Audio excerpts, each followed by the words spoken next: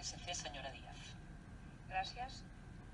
Aquesta moció bàsicament el que pretén és dir que volem el pacte d'estat ja i que volem els recursos ja, que no podem esperar ni un moment més, que ha arribat ja el moment de deixar-nos de paraules, de bones intencions, de minuts de silenci, sí, també necessaris, però no suficients, que el que necessitem ara, i és el moment dels fets, incorporar en els pressupostos les partides necessàries.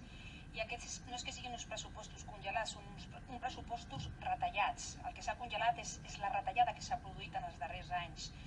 Ho diu molt bé la moció, en matèria d'igualtat entre dones i homes, parlem de més d'un 40% de retallada, quan és imprescindible aquest acompanyament de les dones que denuncia, però també és imprescindible la prevenció.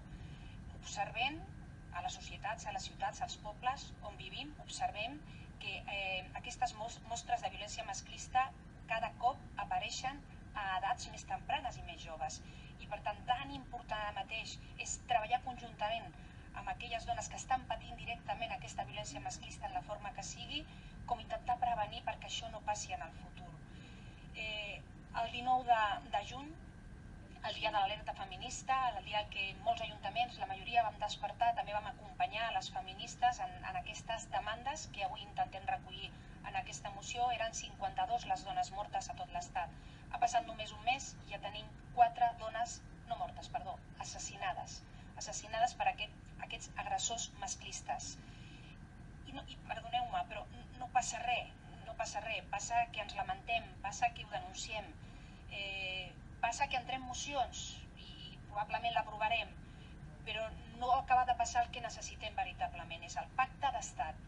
Cada dia que passa, cada dia que fem tard.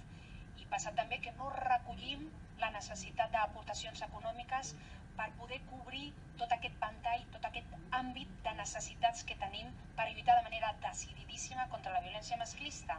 I fins que això no passi, ens posarem d'acord, farem manifestos el 25 de novembre, farem manifestos el dia que pertoqui, però no podrem lluitar de manera veritable contra aquesta realitat tan crua com és la violència masclista.